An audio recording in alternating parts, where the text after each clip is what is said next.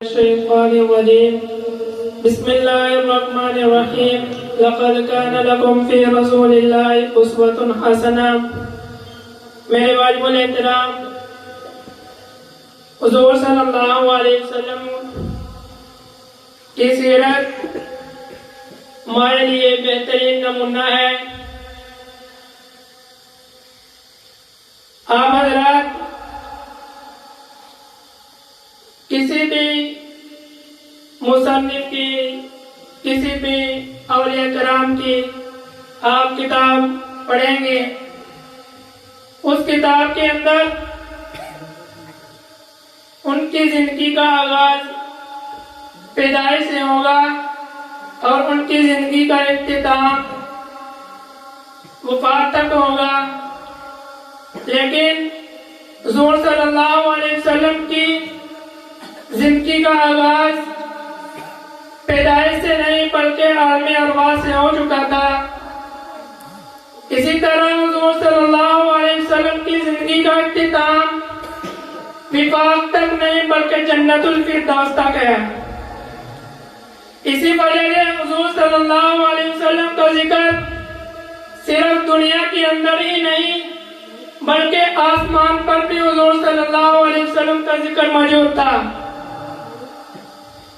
عالم ارواح یہ کیا چیز ہے؟ اللہ رب العزت نے قیامت تک جتنے بھی انسان پیدا ہوں گے سب کی روحوں کو، سب انسانوں کی روحوں کو اکٹھا کیا، پھر اللہ رب العزت نے اپنی ربوبیت کا اقرار کروایا۔ اللہ رب العزت نے فرمایا الستو بربکم، کیا میں تمہارا رب نہیں ہوں؟ سب نے بیک وقت ہو کر جواب دیا قالوا بلا ربنا، کیوں نہیں بلکہ تو ہمارا رب ہے۔ اس کے عالم ارواح کے اندر حضور صلی اللہ علیہ وسلم کا بھی ذکر ہوا۔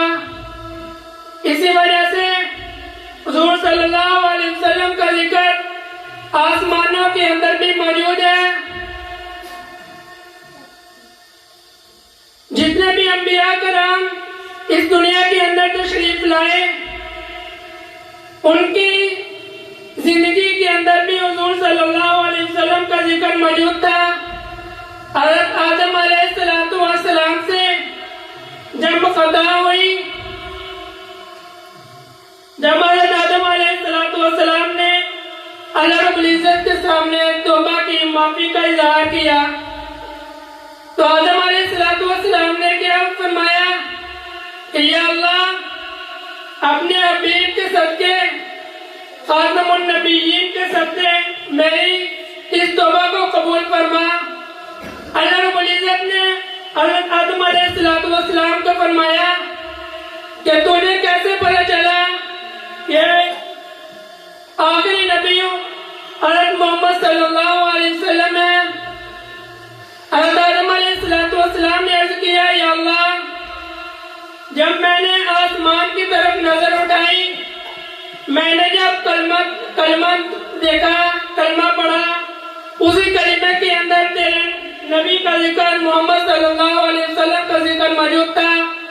پھر میں نے یہ سمجھا جس ذات کے ساتھ کسی ہستی کا ذکر موجود ہے وہ لیکن وہ تمام انبیاء کرام سے بہتر ہے۔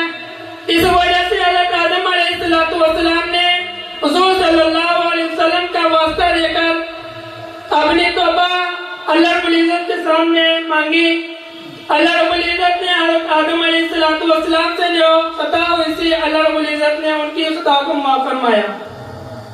اسی وجہ سے آپ صلی اللہ علیہ وسلم کا ذکر دنیا کے اندر نہیں بلکہ آسمان کے اندر بھی موجود ہے۔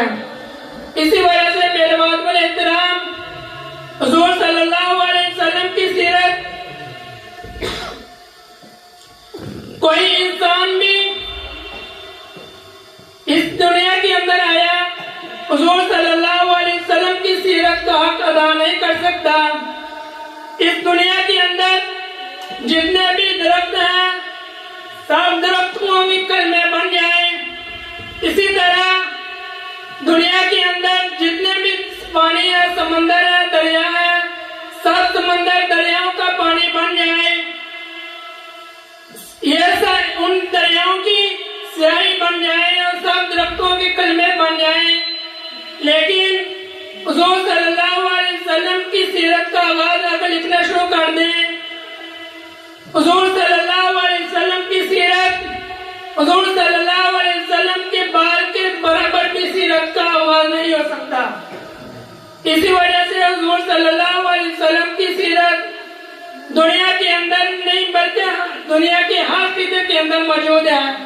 اسی وجہ سے اللہ رب العزت نے قرآن کریم کے اندر ارشاد فرمایا وَرَفَعْنَا لَكَ ذِكْرَكَ، اے ہمارے میرے محبوب، ہم نے تیرا